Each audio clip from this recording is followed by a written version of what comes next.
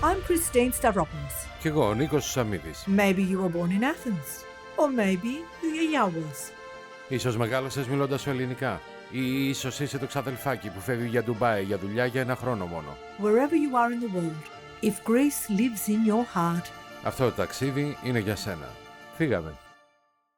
Welcome everybody on the third episode of the Greek Podyssey of the 2. Hello Christine. Hello Nico. How are you? Good, you're looking very dapper. You looking very summery, I could say. Well, I feel a little bit summery, so I put it in blue I want and to green. touch these. It's silky. I thought it had a nice sort of Greek island feel, and it suits our It's decor. beautiful. You look gorgeous. So today we have a beautiful episode, another episode for a beautiful audience. Ancient Greece versus the nowadays Greeks, and Greece, the broken mirror. So actually, what is it? Do we still live under the shadow of our ancestors, or we have something to show up and to continue our legacy? Let me start off by saying there are so many people that comment that there is no ancient Greece. We don't have an ancient history. That our history started from the revolution in the 1800s to the revolution. You can't separate that though. We've been continuous through the days of Socrates, through adversity, to where Greece is today. So explain to me how you call it a broken mirror. Okay, so most of the people, it's hard for them to connect, and I'm talking about the ones that they don't believe that the nowadays Greeks are the continue of the ancient and classical Greece. So it's hard for them to connect the Hellenes with the Greeks. But our nation is Hellenic Republic. Ελληνική Δημοκρατία. And we are very much connected with our ancestors. We should say that Greece is a Latin word. It's been given after. So it's not what we use, it's what the other people use for Hellas. Okay? Do you agree with that? I agree, yes, we were Hellas. So why it's hard for these people to connect that, and we as Greeks, are we really connected? Do we live under the shadows of our ancestors, of our history? Or we have a very steady grounds now, these days, as Hellenes and as Hellenic Republic? I don't think we live under the shadow.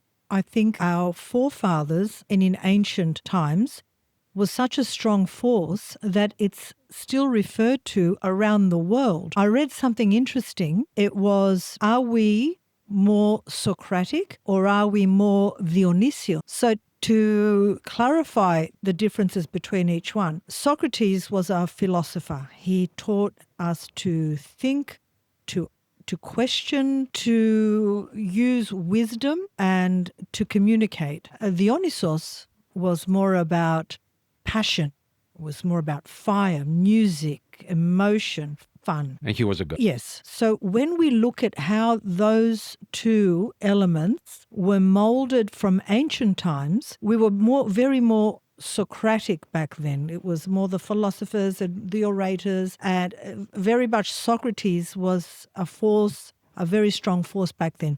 As we progress though to modern Greece, we became a bit more Dionysian. We embraced passion, heart, dance, soul. And I think through the adversity of wars, through economic struggle, through occupation, that there's been a bit of a shift from being very much Socratic to a balance of the both. We now have passion to rebel.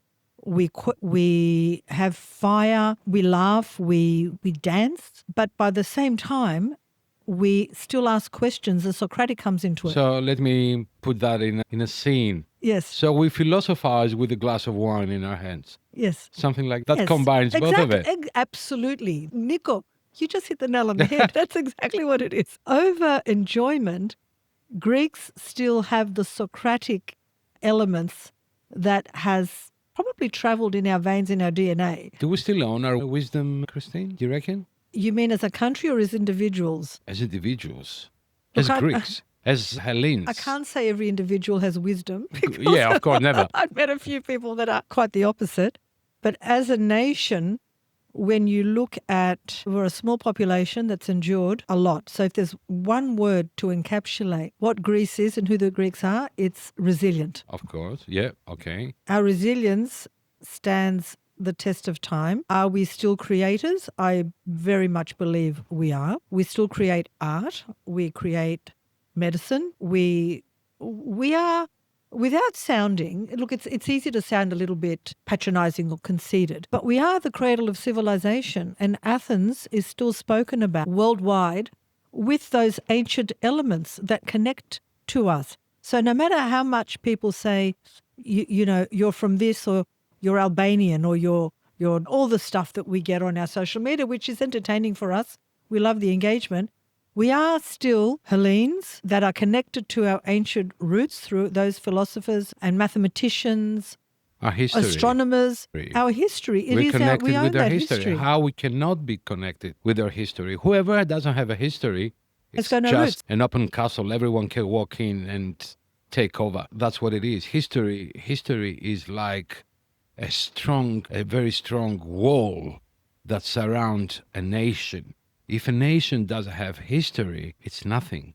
And Greek history is very big. It is very important, very big, and it's been taught to, as we said, to other podcasts, to the universities, to everywhere. So we, as new Greeks, we are connected with this history and the neoclassical history and the new history, like the modern history, if you want to say so.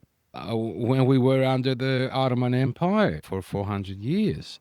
No one knows what would have happened to Greece if we weren't under the Ottoman Empire occupation. Do you agree with that? I agree with that. On the flip side, an example of our resilience is we could very easily have seceded and fought, and today we would all be speaking Turkish. But the resilience under occupation to maintain our identity, to maintain our religion, because orthodoxy is very much closely entwined with our culture. Of course it is. It's one of the main contributors. Our faith in our religion, to maintain our religion when you're under an aggressive occupation, to maintain your language, and we're talking 400 years, we're not talking 10 years, 400 years. That is, if nothing else, the true testament to our resilience. But going back to what you said about history, every country needs to keep its roots and its history. One of my concerns when all the nations, we developed this monster called the EU with no borders, my concern was, and then having flag raising and ethnicity seen as being ethno-racial or whatever. The danger for me was that the new generations would abandon their ethnicity, their roots, and their history. So sometimes you have to fight for that, because there are forces around you that want to make you abandon that. Because when you abandon your roots, you have no identity. If you have no identity, you have no strength. If you have no history, you have no identity. Exactly. So don't try to erase history. Don't try to rewrite history, which is a lot of that is happening right now around the world. Yes, it's happening. And the truth is that the West, they do see our ruins, but do they see the reality now? They see all the Acropolis and all the marbles and everything, but do they see what's the Greek reality now? Or are we just for them a history? I have a differing point of view on that. I think when people come to see our history and the ruins, they're more in awe of it than what a lot of people in Greece are. Because I've seen in Athens, in Plaka, people live amongst the ruins. And I still walk around thinking, wow, where am I walking? I've seen ladies put their washing on top, or their shopping on top of it. They literally built next to ruins. And they become so blasé. They live amongst the ruins. I don't think they actually appreciate the value and the wow factor of that. When foreigners, tourists visit, They, I think, are blown away. Sorry, I know what you It's- mean, but imagine something. You born in Athens, in the legs, let's say, of Acropolis, at Koukaki, Theseo, or whatever, these Yes, my areas. dream, yes. Your views for Acropolis, seeing it every day when you're waking up in the morning, when you're walking outside on the streets, will be much different of some people traveling miles away to come and to admire it. That doesn't mean that they're not admiring it. They don't respect it as much as the others, but it's part of our everyday life. And that's what makes us Hellenes. Your backyard. Exactly right. For example, Thessaloniki, all the city, and in Athens and many other cities, has been built on the top of the ancient cities, on top of the Roman agora. Or you see when you taking the metro and you're going from station to station, you It's see what everywhere. was underneath to build up this metro. That's why in Thessaloniki we had a metro after 50 years after it's been announced. Look, civilizations have melded and molded and influenced. So there's our Hellenic civilization, which was influenced by other civilizations in history, just like the Greek civilization influenced Roman. There's Roman elements in ours. I was in China, I don't know how many years ago, and I saw them in Chinese antiquities in their museums. Yeah. So civilizations have crossed paths, have evolved, but to say that our history, we have no ancient history because we're a hodgepodge of different cultures and we didn't become Greece till 1821. Sorry, guys, that's wrong. Yeah. But do we perform because the people, the world expects it? It's a performance or it's a real attitude? But before we listen to Christine's views, let's go to our contributors. The information shared in this podcast is for general informational purposes only and should not be considered legal or financial advice. Listeners are encouraged to seek professional guidance specific to their individual circumstances. The views expressed by guests are their own and do not necessarily reflect those of the Greek Podyssey or its producers. Good evening from Athens. I'm Natasha Karamethou, legal advisor and solicitor in Greece, and in this podcast, we will continue exploring land registry challenging topics through questions and answers. What does it mean to have a property registered under unknown owner? Properties of unknown owners are a tricky problem for the government. According to statistics, approximately 400,000 properties are considered to be of unknown ownership.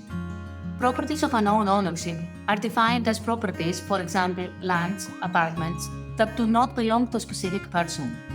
Although they appear in the land registry, the property is listed as of an unknown owner. According to the provisions of the 1998 law, such properties are considered to be of unknown ownership and become the property of the state when the first registration becomes final. What happens if a property of unknown ownership is not declared? If, after the deadline for correcting the initial registrations is passed, the owner of the property has not taken an interest in correcting the error, then the property automatically becomes the property of the state. Although the property becomes the property of the state, the owner does not lose his or her right to the property. Thus, he or she can claim it if submitting a correction request. What is the procedure for correcting the initial entries for properties of unknown ownership in the land registry? The application is drafted and submitted by a lawyer to the court of location of the property. The case is then heard. During the trial, it is examined whether the applicant has the right he or she claims over the property. If this is the case, then the correction of the land registry sheet is ordered. The aforementioned application must be notified to the Greek state and recorded in the registration sheet of the property within 10 days. If the application is accepted, the entry in the land registry is corrected. Otherwise, the applicant may bring an action against the Greek state. How do I register a property in the cadastre? Can I do it myself?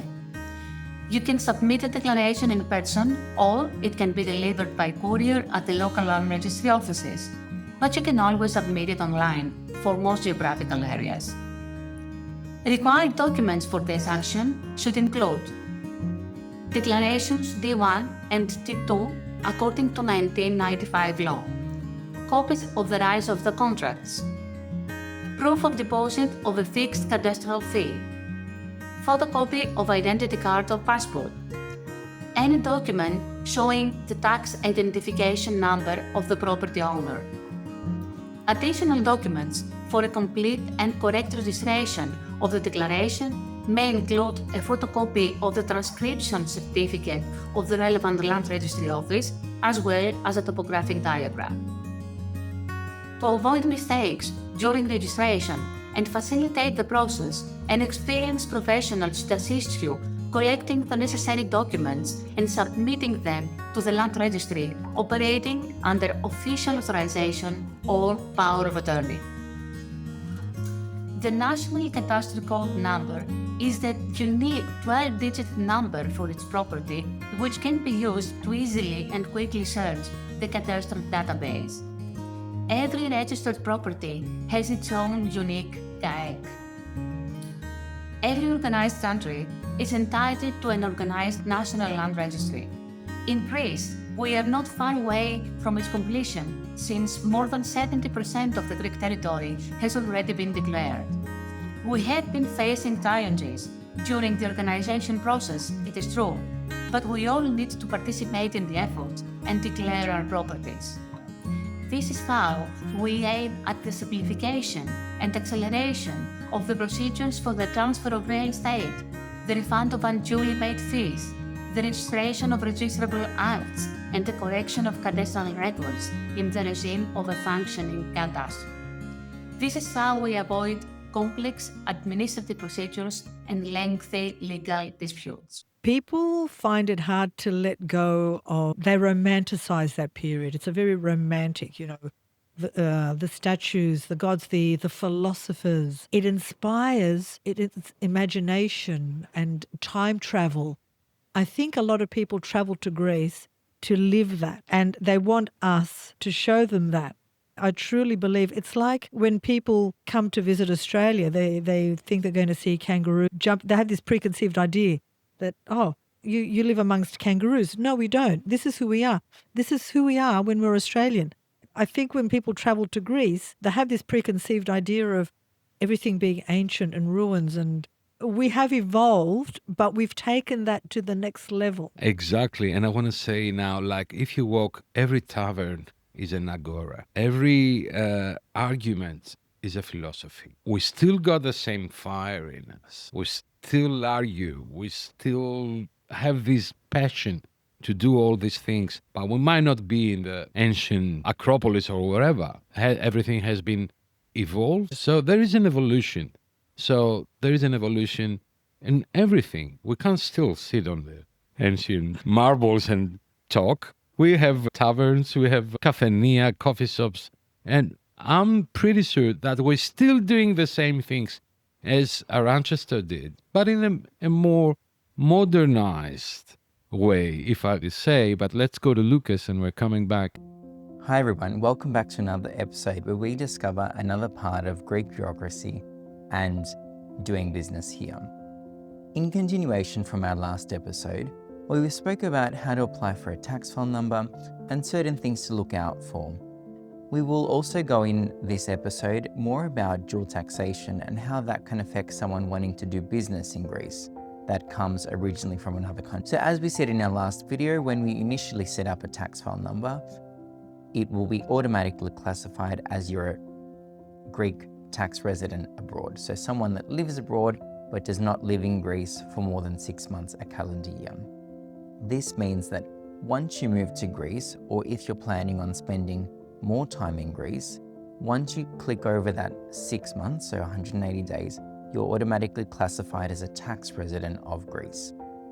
That can have implications, as then you're obliged to disclose your global income sources and assets, which means that countries originating like Australia that do not have dual taxation agreements with Greece mean that you are potentially up for double taxation. It is really important to understand before you make a big step or a big move to Greece to look at where are my income sources coming from. Is it rental property? Is it income tax? Is it a business that's generating income for me? And how will I be affected if I do change that tax residency in Greece to become a Greek tax resident? Countries typically that have dual taxation agreements, like for example Greece and Cyprus or Greece and the UK, mean that corporate earnings or personal income taxed in, let's say, Greece, cannot then be taxed again in the other country because the dual taxation agreement has certain protections. Now, obviously, every dual taxation agreement is specific and unique, and they do have their particular articles that relate to trade and business between the two countries. And obviously, please consult with your personal accountant before you make any big step. But double taxation is very, very important. And especially when you're considering doing business in Greece, do also think, okay, well, how will this income or this property or Airbnb affect my tax in my home country like Australia, where there's no agreement? And you are potentially up for being taxed twice or being taxed the difference depending on the country's local tax law. So it is really, really important to consider all of these factors and also consider how can we structure things differently. We also do help with financial structures so that we can minimize and be smart with our tax, especially offsetting expenses and things like that when you're dealing with multiple jurisdictions. When you look at the diaspora of Greeks around the world, there is an element of culture that connects us worldwide because we're not living this in Greece, we're living it in other countries. So those roots of antiquity, like you said, the debating, the fire, all those things that we identify as Greek people, philosophy. You know, the men that play tavli when they sit down and they play their backgammon, that's a game of philosophy. They're talking, and while they're playing, they're having these philosophical discussions. And that's why Greeks have the longest coffee time than everyone else in the world. Ugh. We can sit with a coffee for hours and philosophize. And that's the reason, because we love doing that. So for me, the light is still there, still shines. The mirror might have cracks, but the light comes through this crack. Exactly. The mirror's cracked, but we've put it together in a different shape. And I believe that if we maintained our identity after 400 years of Ottoman occupation, we will not ever lose our identity. There are people that see the mass migration now coming to Greece from Middle East or whatever, and yes, it has changed the landscape of what Greece was in the 60s or 70s. To me, that was a different world. But these people that have come along, and you see their kids learning Greek, their kids taking part in Greek parades. Yes, the face of Greece has changed, but the Greek spirit still continues. I can't see it ever being erased, so we become so homogenized that we have no identity anymore. Have we been modernized to the level to lose our Greekness as Greeks? There's a danger of that. There's always a risk. With globalization, there's always that risk. I see Americanization coming into a lot of elements in Greece, in language, in commercials, TV commercials. Honestly, guys, why do you need to add English words into that commercial? You know, you're in Greece. You're selling a Greek product. All those elements of Americanization is filtering in, and then those kids, Westernization. But by the same token, I see the young, they may adopt those new trends, let's call them trends, but then they will love just as much to take part in a traditional panigiri. So they find a balance between. So something did survive. Yes. So something has survived from all these. And I'm very happy with that. I feel very good that something has survived from all our history, although that we've been through all these. We still got our temperament. We still got it. Our temperament? Yeah. God, I know. Yes, of course. I can be a firecracker when I have to. Do you think that we shouldn't have this attitude? Now, Hellenes are different people of what they used to be. And that's true. We're different. We're not Socrates, we're not Plato. Do you think this is a good thing to happen? Yes. Of course. We have to evolve. If you're not evolving, you're not creating, you're not discovering, you're not questioning. And I think the true essence of what the ancient Greeks taught us was always question, always change, always learn. Because once you stop doing that, you become boring. You stop living, you stop creating. So yes, we have changed and we have to be adaptable to changing trends around the world, but still remembering where we came from and what we've endured, and to pass those traits on to the following generations so that fire, that spark, that Socratic balance continues, maybe in different ratios, but it still burns bright. I agree with you. And there is, of course, a deep connection with the old Hellenes and the new Hellenes. There is a connection. Might be a difference. We might be in 2025 and not 300 BC, but our nation, as an ideology, is still there. And it's strongly connected, the past and the now. Exactly. For me, it might be, as I said, a broken mirror, but this broken mirror has light coming in through its crack. You know what, Nico, the more adversity you live through, the more dimensions it gives you. So I think once we lived through so much adversity, you grow from adversity. You don't grow from good times. You grow through struggle. That's true. That's very true. So it's how you approach that struggle. Are you going to let it break you, destroy you, or you're going to fight that and grow from that adversity as a better person, a more learned person? And I think that is the essence of the Greek spirit. We tackle adversity as a nation and we grow from it and we go to the next level. It's exactly that thing. It's or we win or we learn. Never lose. There is no lost game here. Or we win or we learn. We always have benefits from that. And I think now, these days, as I said to other podcasts, that we're doing the comeback after what happened to us as a nation. And there are many things. Because after the Second World War, Greece went through very different stages. Mass migration. Migrations, civil wars, poverty, everything. I think we're getting there. We're building up again a strong nation. I think I need to express this. Everybody is subject to adversity. Let me give you a little bit of Greek spirit to everybody. Everyone goes through adversity. Don't let it break you. Adversity is a challenge in life. You never give up. You rise above it as much as you can. And you know what? If it gets too hard, you put up your hand, and that shows strength. When you want to ask for help to help you through any adversity, you will come through it and you will be stronger and you've learned from it. So when the next adversity comes, you've got the strength from the previous one to see you through the next one. And I think that's a very important point to make. Never give up. Never give up. There's this thing that wisdom, it won't survive in chaos. Because when you are in chaos, the survival mode kicks in. So you discard all the other things. And the only thing you have in your mind is to survive. We've got to leave it there, Nikomu. I think we are in a good way. And I would like to hear what other people have to say about this. And thank you very much for being my co-host. Thank you. I always enjoy sitting here with you and having these in-depth discussions. But please follow us on Instagram, Facebook, YouTube. On YouTube, of course, you can see our studio. And please comment. We loved your comments and feedback. Thank you very much. Thank you very much. Till the next one. See you in the next one. Thank you. Bye-bye. Bye. I'm Christine Stavropoulos. Και εγώ ο Νίκος Σαμίδης. Και αυτό είναι το Greek Podyssey, το podcast της Ομογένειας. A podcast for Hellenes worldwide, sharing stories, culture, identity, laughs and a little bit of tsugrisma along the way. Γιατί μπορεί να φύγαμε από την Ελλάδα, αλλά η Ελλάδα δεν έφυγε ποτέ από μας.